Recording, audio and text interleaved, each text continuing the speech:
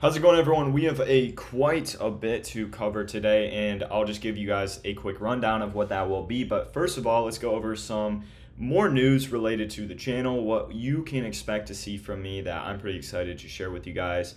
I'm going to have a full free trading course slash crypto course slash macroeconomics course, literally all for free. That will be posted here on this YouTube channel, a whole cohesive playlist for you guys to follow, a completely free course all the way up to the knowledge that I have learned up until this point. It's going to be a completely free course. I'll promote it everywhere else. And in that course, for specific platforms, there's going to be links that, yes, they're affiliate links, but there are going to be links to a lot of the exchanges that I use, prop firms that I use, which you can get exclusive discounts for. So it's a win-win for both of us. But I'm going to be making you guys a free full-fledged course that I'm very excited to put out. It should be out around mid-October, so that will be kind of the pressing news we're going to go over today. And then the last thing, for daily free trades, I've said this every video, for daily free trades, follow my Instagram at BalencyBrand. It's in my YouTube as well. Remember, I'm trying to grow that. We'll be doing giveaways there as well, so stay tuned to the Instagram. I'm trying to grow that to the most I can right now. We're going to do probably a giveaway at 1,000 followers. We're at 710. So if you want to be a part of that, go ahead and go follow. Start interacting with the content there, and you can literally get free trades. Like I just went over a free trade yesterday. A lot of free trades. A lot of people were able to get really good profits on. So highly recommend checking my Instagram out. And with all that being said, we're now going to do our daily show today, our daily crypto show, guys. We're going to touch on Bitcoin. What did it kind of do today in relation to yesterday? We're going to touch on Ethereum. And then I'm going to go over the government shutdown, the title of this video, which you guys have seen. What does this mean for crypto? Is this bad for the United States? Is it a pressing matter? We're going to go over all of that. But first, let's get into our daily schedule, checking it on Bitcoin and Ethereum. So we'll look on the daily time frame. As you guys know, if you watched my video yesterday, we are still targeting a short here at $115,164 per Bitcoin. Our DCA is at 115,760 with the stop loss set at 116,855. This is a short that I think will happen, right? We can't just go up and up and up right after this giant move down. We are back into bullish structure on the daily time frame, but what I would like to see is at least a push up into the supply zone, followed by a movement down to maybe form a low here at this previous resistance level, which is now our support level again. And I'd like to see that happen. So that's why I have this short in. That's kind of a real quick update on Bitcoin. If you guys look at the SMA 9, yesterday we closed above that, which the SMA is a simple moving average. That will also be covered in the free course. You have the QVWAP levels. We closed above the middle band there, and we are in 2.5 hours going to close above it yet again, which is very, very important to look at. And then we've closed above the 50 EMA, and we're about to close above it again. So things do look good for the very, very, very near future. We're just going to pump up into that supply zone like I do estimate before coming back down for a nice quick short. I've had this limit in ever since last week, and this is also, I believe this was the first free trade that I'd gone over. I could be wrong. The first free trade I posted was this Bitcoin short. So that's my Bitcoin thoughts. Really not much to update from yesterday, but let's go to Ethereum and check that out. So ETH is also, in my opinion, flipped from bearish to bull structure on the daily time frame. It is seeing a little bit of more resistance. However, from the simple moving average, we closed above that yesterday, rejecting off of that nicely today as well. So we'll still be above that simple moving average. We go to our QVWAP levels. We closed above that second lowest band and are still well above that too.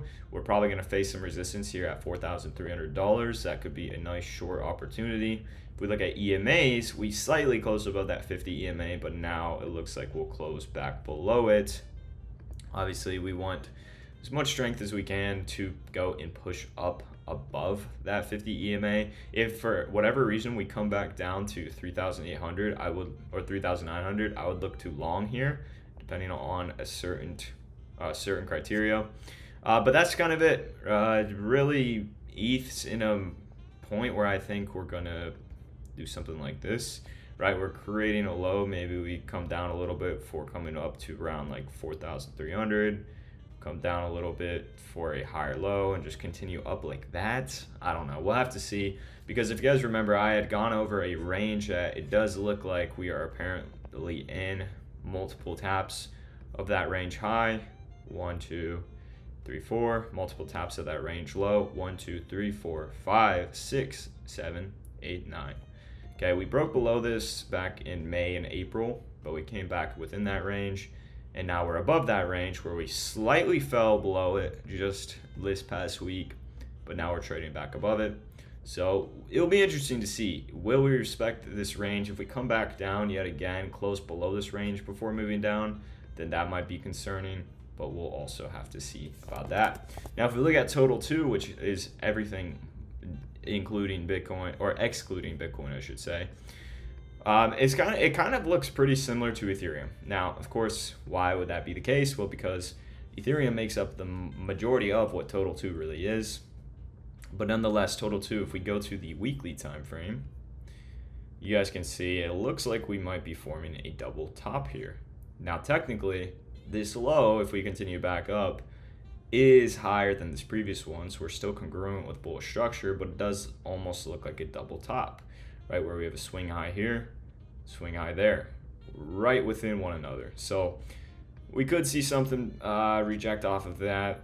Ideally, we'd push up and close above to around $1.75 trillion, but we'll have to see what will happen there. But that's realistically the main levels we're going to be talking about, guys. If we go to Bitcoin on the weekly time frame, hopefully it kind of looks like we are into bearish structure on the weekly time frame. We came down, formed a low, but technically we're not. If we continue up, form a high, we're still in bullish structure. So that's my opinion from a technical analysis perspective.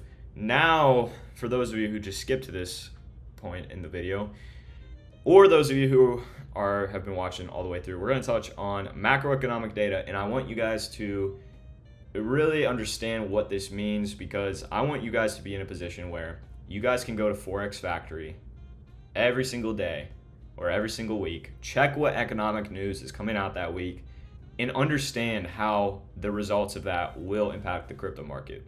So it's important to just get a better understanding of that, because then you can be more independent, you can understand things better, and then that can impact your own investing decisions, okay? So from your own personal lens, and we'll go over that again, like a macroeconomic data. I will touch on all of that within that free crypto course, okay? So let's get into it. I was looking at Virtual's protocol. We touched on this yesterday. I personally think this is a good buying point right now for Virtuals, and then I marked out some levels if you want to check out yesterday's video. But what news do we have come out today? How's that going to impact the markets? Let's just touch on it, okay? We had the high impact news that is really all I look at. We had the US JOLTS job openings come out. We previously were at 7.21 million in job openings. It was forecasted to be 0.02 million lower, but it ended up actually being 0.02 million higher than expected. So what does this mean? So basically, us having an increase in the job openings actually is an indicator that the job market is showing a good sign of strength, okay? When you have more job openings in these JOLTS job openings, when this number increases, it usually shows that the labor force is at least strong, from what I've come to understand. And on the inverse, if this was lower, then it shows that the labor force is weakening.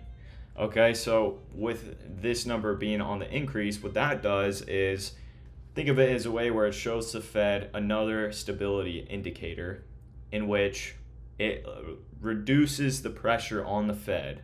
So it takes off a lot of pressure on the Fed to cut rates. Now, this metric, not so much. It's not going to have that significant of an impact. But as we saw last week with GDP, that being a 0.5% higher, which is pretty significant, that most definitely is going to allow the Fed to kind of take a step back and say, all right, we got a lot less pressure to cut rates in the month of October, the month of November, and the month of December. So when we had these job openings come out higher than expected, well, again, it's going to slightly decrease that pressure to cut rates for the Fed. And if we understand how the markets work and macroeconomics, etc., when you have Fed rate cuts, those rate cuts if impact the crypto market in a relationship where rate cuts essentially encourage more liquidity to be driven into higher risk asset classes. So this would be cryptocurrency. So when you have really good economic news coming out or signs that the economy is in a good spot, it decreases the chance that the Fed will eventually go and cut rates. And that, of course, is going to disencourage more money to be flown into those high risk assets, meaning there's going to be less money flowing into cryptocurrency. Therefore, it has an inverse relationship, if that makes sense. And again, we'll go into more detail about what JOLTS job openings actually are within its own separate video, but that's kind of an understanding I hope you guys got from, what this means. And then but that was the job openings that we had today. But then we had President Trump speak, and we'll touch on that. Now, coming up tomorrow, the 1st of October, we have the ISM manufacturing PMI. We have the ADP non-farm employment change. Tomorrow, I'll go over what all this means, by the way. We'll go over, how important that is, etc. And I believe CHF is Switzerland. So CPI for Switzerland, the banking capital of the world, that's important as well. But USD, we have unemployment claims, okay? So unemployment claims happen basically every week, I believe. We get a new set of unemployment claim data. That will be interesting to see. Again, if it continues to fall lower and lower, especially with a forecast of 7,000 higher than previous, if it continues to fall lower and lower, then I think we'll see something very interesting there. And then Friday, we have the ISM services PMI yet again. Unemployment rate, that's a very important metric to look at. Non-farm employment change in average hourly earnings month over month. What's the percent change in average hourly earnings month over month? So a lot of cool macroeconomic data to look at, to understand how will that affect the markets. We'll go into all of that. But let's go and touch on the government shutdown.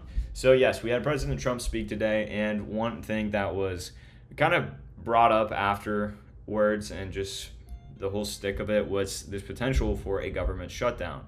So government funding is expiring at midnight tonight. And ahead of this deadline, House Democrats tried to negotiate a bipartisan continuation of government funding with the Trump administration.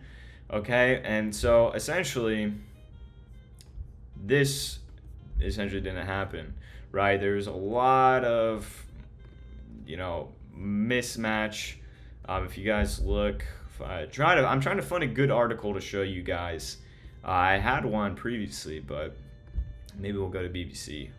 Okay, so funding for the U.S. government will be cut off at the end of Tuesday unless President Donald Trump can agree with opposition Democrats on a way forward on a spending bill. So if they do not do this and they do not agree on this, okay, then that could bring some, but not all U.S. government services to a temporary halt. Now, what this means is they would go ahead and de-cut a lot. They'd stop a lot of operations that are not essential for the government to continue to keep going, right? They'd cut a lot of that going on. And again, this is the result of just an inability of the two parties, Democrats and Republicans, to come together and pass a bill funding government services into October and beyond. Okay? So again, if they disagree or if they do not make a decision, this is what will happen. Once we get Wednesday, Eastern Standard Time, the U.S. will have its first shutdown for nearly 7 years. Okay, so the last shutdown would have been in 2018 in this case. Then of 2018 during Trump's first term. Both sides are making last-ditch efforts trying to avoid repeat. I think it most likely will happen. I mean, we're getting very, very close to this. If you guys can see what's the likelihood of a shutdown, it's pretty high. Okay. And J.D. Vance, the vice president, even had said so. Okay. So what is this going to happen? What's going to happen to the crypto market, right? So you guys can see not all of government will shut down if Congress doesn't pass a spending bill, border protection, blah, blah, blah. So all of the essential things. However, you're going to have a lot of people who work for the government who are not in those essential areas that need to be continued to operating, need continuous operation. The people who are not in those areas Well, they're actually going to be not let go, but they're going to be temporarily unemployed. And that's not the right terminology. They're still technically employed, but they're not going to be working.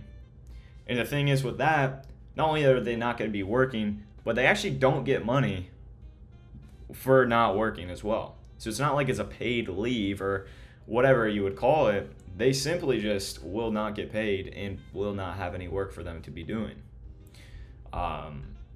And as you can see right here, but government employees deemed non-essential are temporarily put on unpaid leave. In the past, these workers have then been paid retrospectively. Okay, but of course, that's like a pretty big thing.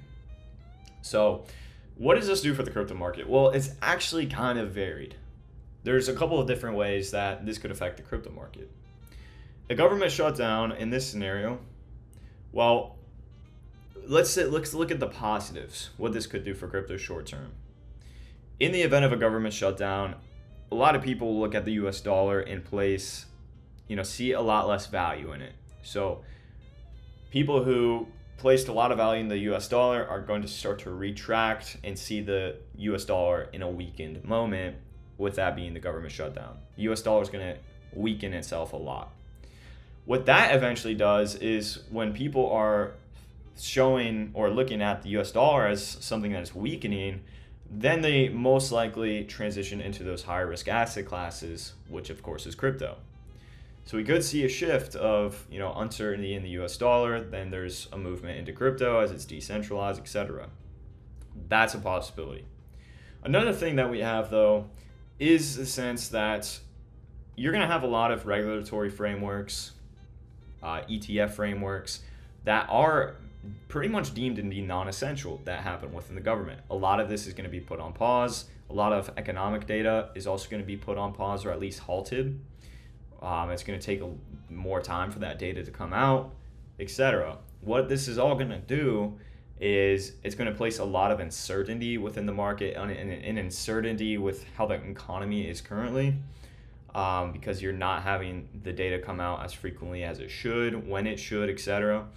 Therefore, it's going to create that uncertainty, which that uncertainty alone could make people transition out of high risk assets into safer asset classes such as bonds, right? So those are two scenarios that we could see happen with this government shutdown. I think personally it's going to be very interesting to see what will happen with it. But that should be announced literally tonight, midnight. Okay, so very interesting to see. But those are the two scenarios that I see playing out. Okay, and again, we'll touch more on this more in depth, but that's essentially what we have going on right now. And I wanted this video out because I think it's important for you guys to understand what the implications of this stuff is that happen within our government, because it does have a relationship with cryptocurrency, right? Cryptocurrency is not all on its own and just follows the swings of just traders who are within it. No, it follows things that happen within our overall macroeconomic climate. So this is important to go over. And that's going to be it for today's video, guys. I hope you genuinely did learn something. Remember to show some love to that Instagram for those free daily trades. And that's going to be it for me today, guys. I'll see you guys later.